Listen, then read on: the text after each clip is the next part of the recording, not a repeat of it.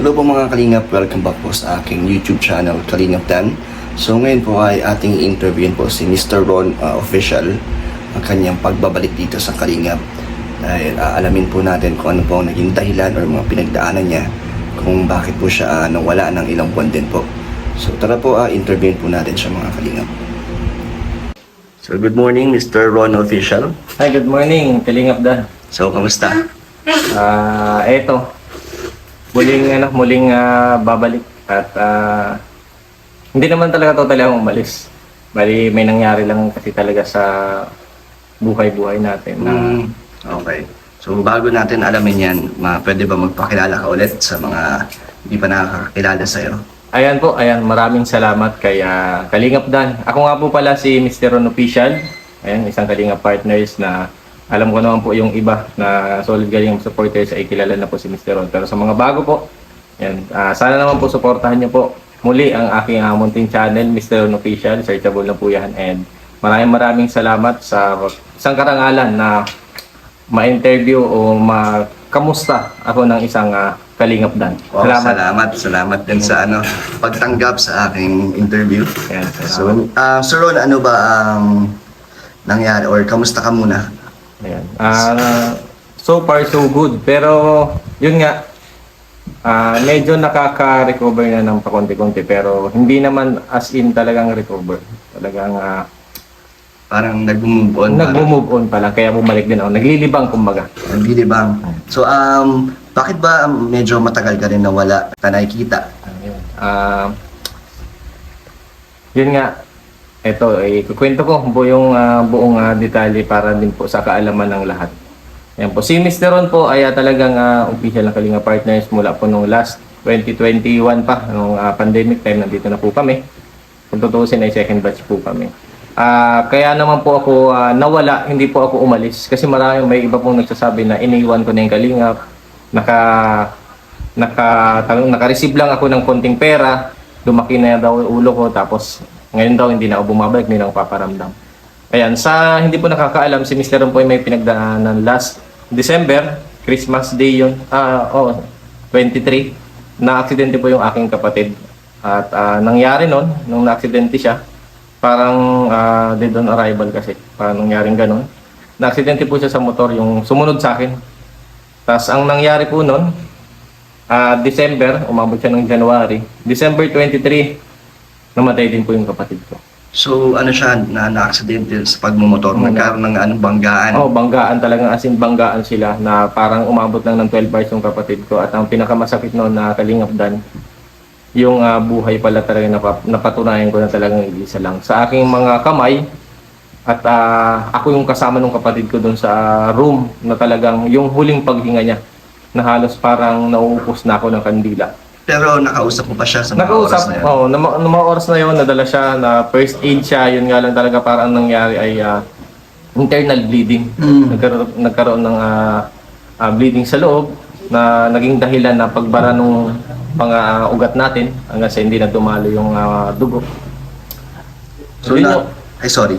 Yun yung pinaka talagang kung tutuusin ay pinaka masakit na nangyari sa buhay ko. Marami nang pinagdaanan pero yun yung pinaka masakit. So parang nakita mo sa harap mo mismo at sa tabi mo kung paano binawian ng buhay ang kapatid mo. Totoo.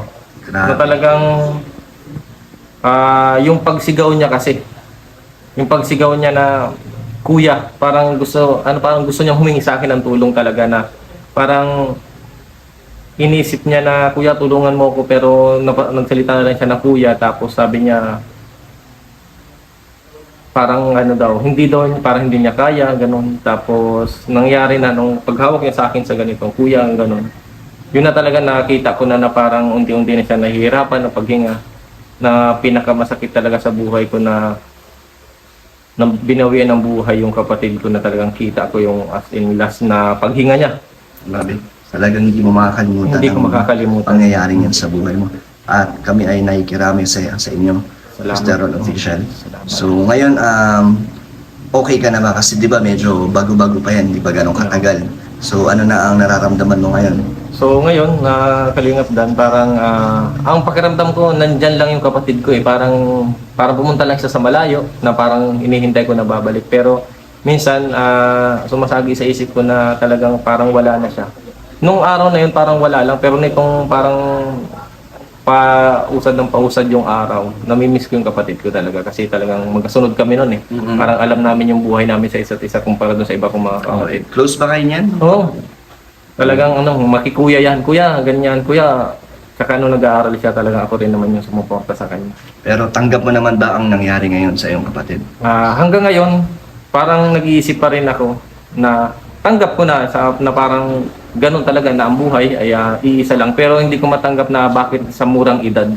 27 years old lang siya, Kalingap Dan, na parang inisip ko bakit napakaaga naman. Anong dahilan? Sabi nga nila kasi, yung mga nangyari sa buhay natin, may mga dahilan. Pero lagi kong iniisip, lagi kong tanong sa sarili ko, ano yung dahilan? At ano yung purpose nun? Bakit kailangan mawala? Bakit kailangan niyang lumisan ng napakaaga? Grabe ang mga katanungan mo niyan, no? Yun yung mga tanong ko talaga sa sarili ko. So, tingin mo, mahanap mo kaya ang kasagutan? Sa ngayon, siguro parang iniisip ko pa rin kung paano ko makahanap yung kasagutan na talagang nakakalungkot talaga, sobra, na minsan parang madidepress na ako, parang gusto ko nang give up ba. Pero huwag ka mag-alala, kaya mabuti naman at naisipan mong bumalik dito para, yun nga, sabi mo malibang or makalimot at makamove on at hanggang sa matanggap mo ng ng buong loob mo. At sana Mr. Ron, nandito lang ang buong Kalingap na para damayan ka at tulungan ka. Salamat. So ano pa ba ang mga pinagdaanan mo, Ron, Mr. Ron, sa mga panahong na nawala ka dito sa Kalingap? At ayun na nga, Kalingap Dan, nung nangyari na yung kapatid ko, lumisan na, nawala na. Tapos ilang buwan, so syempre, ako nga ang kapatid na sobra parang nadidepress, na stress kasi nga bakit nawala. Yung pa kayong magulang natin. So si mama, tsaka si papa nandiyan pa rin. Mga ilang buwan, siguro mga bandang February, March, kakaisip ni mama siguro. Hindi rin naman lubos natin maisip na bakit nangyaring ganun. Pero si magulang kasi sila, na talagang hindi man niya mag-share sa atin kasi anak lang tayo. Pero yung pala may kinikim si mama na parang inip o stress. Nagkaroon si mama ng sakit. Dahil yan doon sa kapatid mo. Dahil siguro dun sa kapatid. Siguro masyado niyang dinamdam. Oo. Or syempre mas maapekto ng magulang natin. Talaga. So ano nangyari? Ang nangyari noon, parang may lumabas na sakit si mama, nagkaroon ng bukol sa kanyang breast part. Ayun, pina-check up naman namin, sinikap ko na ipa-check up. At nangyari na parang umabot na siya ng breast cancer. Yun talaga yung pinaka parang sobrang nag-aalala na talaga ako na hindi ko na alam kung paano, pero hindi ko pinapakita kay mama na nanghihinaan ako kasi hihina din siya wala na siya maging kadamay. Hanggat maaari, ginawa ko ng paraan, pina-check up ko. Tapos nitong dumaan ang April, May, lumala siya. Sobrang lumala na talaga, as in, talagang malala. Pumasok na siya kasi sa parang cancer stage 3. Tapos sobra na ako nag-aalala. Talagang sabi ko, napapatanong lang sa sarili ko na, Lord, bakit may ganito? Alam ko naman na doon tayo lahat pupunta. Lahat tayong tao ay doon pupunta. Pero iniisip ko, Kalingap Dan, bakit napakaaga? Diba? Parang yung iba nga, diba? Hanggang sa naisip ko na yung mga bagay na yung iba nga talagang brutal, talagang saksi tayo nakita na gumagawa sila ng masama. Pero sila po matagal na nabubuhay. Samantalang yung mga tao, mga mahal natin sa buhay, bakit sa ganun-ganun na lang kadaling panahon, pupunan sa atin. Hanggang ngayon, puro katanungan. Yung sa kapatid ko, katanungan yun. Hanggang ngayon, binawian si mama ng buhay nito lang, noong June 1. Ay, grabe. So, pagkatapos ng sa kapatid mo, ilang buwan lang nakalipas, nagkasakit ang nanay mo? 3 months. At ayun din, ay binawian din. Siguro mga 5 months lang yung pagitan. So, paano mo nilalabanan o kinakaya ang mga nangyari sa iyong buhay, Mr. Ron? Ito ay napakasakit dahil ito ay kapatid mo at nanay mo pa. Di ba? So, tingin mo, ito ay dahilan para mas lalo kang patibayin, lalong lumaban, kaya nangyari sa iyo to? Sabi nila, Kalingap Dan, yung ibang mga nagsasabi sa akin na lahat naman daw ng nangyayari may dahilan o may purpose ang ganun. Pero hindi ko alam kung ito ba yung dahilan na para patatagin ako, para palakasin. Kasi nung nawala yung kapatid ko, halos para na ako naupos na kandila nung time na yun. Tapos dumating pa nung sa point na si mama naman yung nawala, na parang sabi ko, pinasan ko na yung parang ramdam ko, pasan ko na yung mundo eh. Dahil lahat ng responsibilidad na sa akin. Although nandyan pa naman si Papa, pero si Papa kasi hindi ko na inobliga na mag-decision sa buhay. Kasi nga, matanda na rin, ayoko na rin siyang ma-stress. Kasi siya na lang talaga yung nagiging sandalan namin kasi ang hirap ng walang magulang. Totoo yan. Ilang taon na pala ang nanay mo? 54 siya nung binawian ako. Ang bata pa pala sa kanyang edad para magkaroon ng ganong sakit at bawian ng buhay. Kaya hindi mo rin matanggap talaga kung bakit. Kasi naisip ko rin na yung kay mama, medyo naiintindihan ko pa siguro na kasi nga may sakit siya. May parang may pinagdadaanan siya. Maintindihan ko para ba na kung hindi man kaya ng pagalingin ng doktor, sabi nga nung pare, nung nag-uumili, kung hindi na kaya ng pagalingin ng doktor o kung anumang gamot, ang magiging kasagutan o magiging gagamutan sa ating mga sakit, yung bawian tayo ng buhay. Dahil doon sa kabilang buhay, walang hanggang na buhay. Wala nang sakit daw doon. Kaya yun, kay mama naiintindihan ko kasi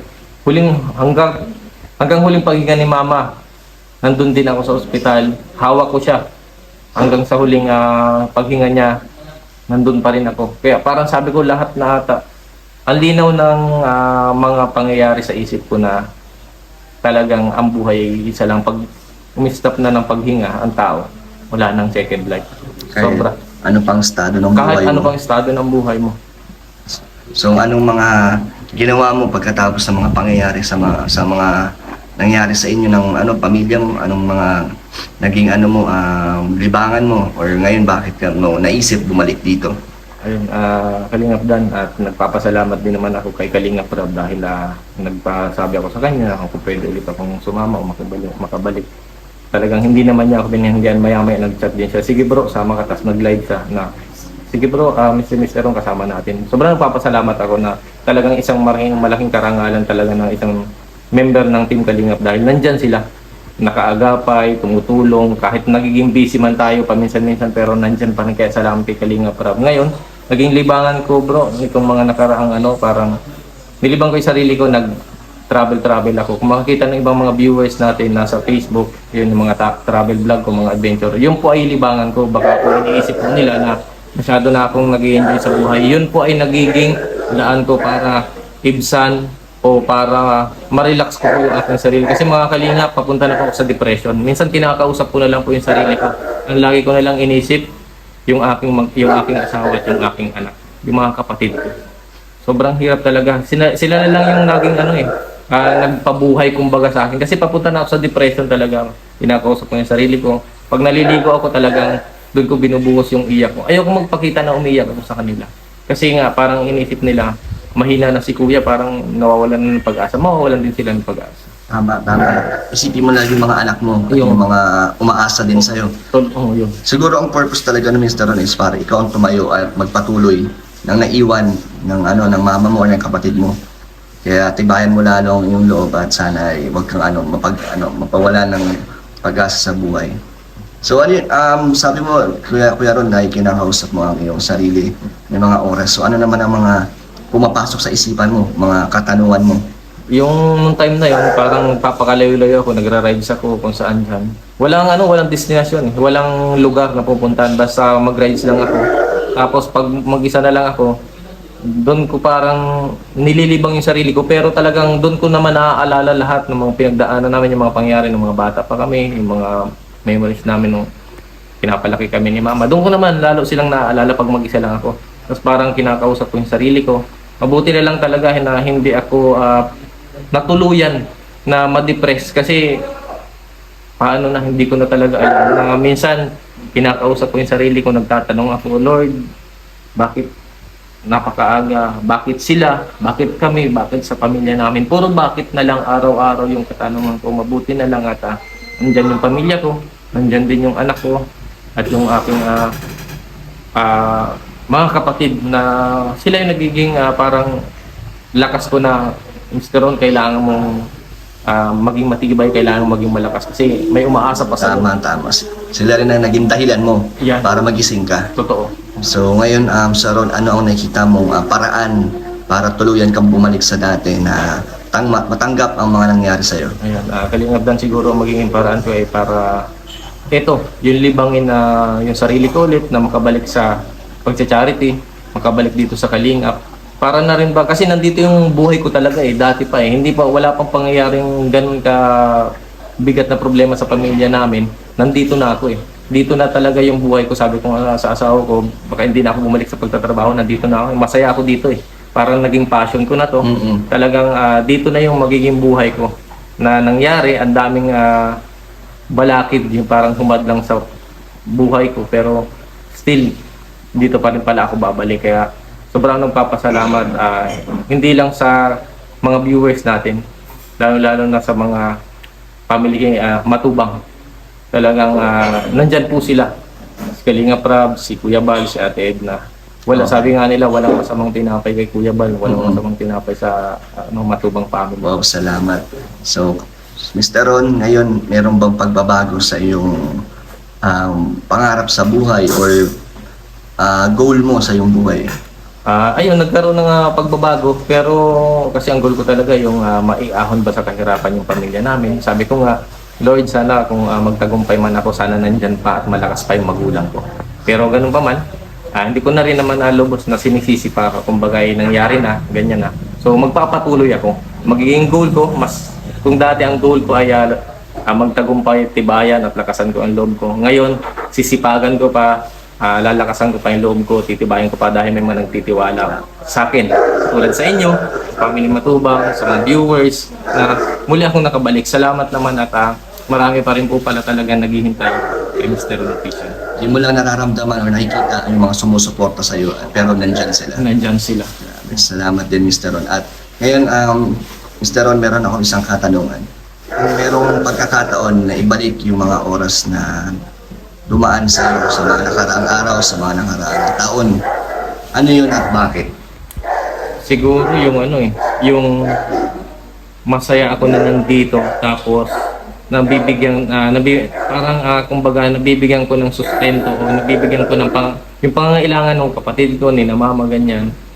Yun yung parang hinahanap ko Yung time na nandito ako noon, tapos maganda yung views, tapos nag-grow yung channel ko, nabibigay ko rin yung mga pangangailangan nila at at the same time, tutulungan ko yung pangangailangan ng pamilya namin. Yun yung gusto kong maibalik, kumbaga. Kaya sabi ko, ito na siguro ulit yung pangalawang pagkakataon. Ang buhay pala ng tao may second chance, pero ang buhay ng tao wala ng second life. Tama, galing. Napakaganda ng sinabi mo. Actually, maraming chances ang buhay ng tao sa mga bagay dyan. Pero ang buhay natin talagang isang beses lang talaga. Isang beses lang talaga. So, wala nang kung tutuusin, na doon ka na sa bingit ng kamatayan, sasabihin mo gusto mo pang mabuhay. Nasa ospital ka, may gamot ka, pero talagang pag oras mo na. Tama. Pero yung pagkakataon, pag marami pang pagkakataon, tuwing ginigising tayo sa araw-araw, may mga pagkakataon pa tayo na maging matatag sa buhay. Tama, hanggat buhay ka may pagkakataon. Yan, hanggat buhay may pagkakataon. Mr. Ron, ano ba ang maipapayo mo or maibibigay mo advice sa mga pinagdaanan mo din? Ayan. At lalo sa na mga muntik na ma-depress, ano ang maibibigay mo sa kanila? So, ayun Kalingap Dan, naintindihan ko na yung mga nakikita nating mga nadidepress, katulad yung mga nare-rescue ng Team Kalingap, yung mga nadidepress. Ang buhay pala nila, yung tipong pag nandun na talaga sila sa depression na 100% na, sobrang hirap na mabago pa. Kasi parang bago ka papunta ka pa lang dun sa depression, parang step by step yung nangyari, parang palala ng palala. Hanggang sa naging 100% ka na talaga, na-depress ka na. Ang hirap ng baguhin pabalik, ang hirap ng baguhin paalis. Buti lang siguro, naisip ko nung time na yun, parang nasa 30% na yung depression ko. Mataas na yun. Mataas na. Talagang iniisip ko na parang gustong sumunod sa kanila, parang gano'n. Pero sabi ko, may Gusto mong magpakamatay, ganun. parang gano'n. Na parang wala na rin lang namang hindi na kami kumpleto, hindi na kulang na yung pamilya namin, parang gano'n, wala na siguro. Parang nawalan ka na ng pag-asa at ng gana sa buhay. Nawala na talaga, parang iniisip ko na wala na, bahala na. Tapos So, sorry sa mga nangyari sa buhay mo at kami ay lubos na nagkikirami sa Mr. Ron. Okay lang ba na i-open mo yung pinagdaanan sa pamilya mo? Yung nangyari sa pamilya namin, yun yung pinaka mabigat talaga sa buhay. Naiintindihan ko naman yun. At alam ko lahat ng viewers ay naiintindihan din kung ano man yung mga nangyari sa'yo. At mabuti na lang talaga, Mr. Ron, ay nalabanan mo. At hindi mo hinayaan na kainin ka ng depresyon, na hayaan mong mapunta sa wala ang iyong buhay.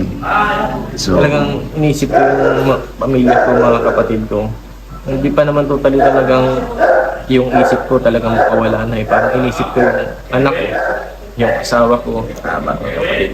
so ipagpatuloy mo ang mabigyan sila ng magandang buhay. Oo, talagang sabi ko, ito yung pagkakataon na muli kong simulan yung buhay. Panibagong simula ng buhay mo. Panibagong simulan ng buhay. At syempre gusto rin ng magulang at kapatid mo na mag-success ka. At Talaga. parang wag mong hayaan o pabayaan ang mga pamilya mo. May isa pa akong pinaka-namimiss kalingap dan sa pagbabalik kong ito. Sino? Ano yun? Kauna-unahang viewers ko, kauna-unahang nagtiwala sa akin, si Mama. Lahat ng upload ko, lahat ng post ko, si Mama yung kauna-unahan. Kaya ngayon namimiss ko yung lahat ng, sabi ko, yung i-upload ko, wala na magko-comment, wala na si Mama. Huwag ka mag-alala, Mr. Ron. Hindi mo man mababasa ang kanyang comment, pero nandyan yan lagi nakasuporta sa'yo. At ayan, lagi ka nang sasamahan ng iyong nanay sa mga bawat pagpunta mo sa mga bundok, sa pag-scout mo at ang kapatid mo. E di alay mo na lang sa kanila lagi ang iyong mga ginagawa, lalo na yung mga pagtulong mo. Lagi mo sinagawin mo lang inspirasyon. Sa kanila lahat yung para sa kanila lahat ng gagawin ko. Tama. At yan nga, sana ay maging matatag ka, Mr. Ron, at maging masaya ka ulit. So, anong masasabi mo or mensahe mo sa mga nanonood? Ayan, sa mga viewers po natin, sa supporters ng Kalingap, anumang hamon natin sa buhay, ano man yung pinagdadaanan po natin ngayon, ngayong araw, ngayong oras na nanonood po kayo, maging matatag lang po kayo. Kasi iisa lang po yung napatunayan ko sa buhay. Kahit anumang nasa ang bingit, pamantayan ng kamatayan o kung ano pa man gano'ng kahirap yung sitwasyon natin sa buhay, huwag po tayong bibitaw. Hanggat maging okay ang lahat, maging mabuti lang po tayo dahil hindi naman po tayo papabayaan ng nasa taas.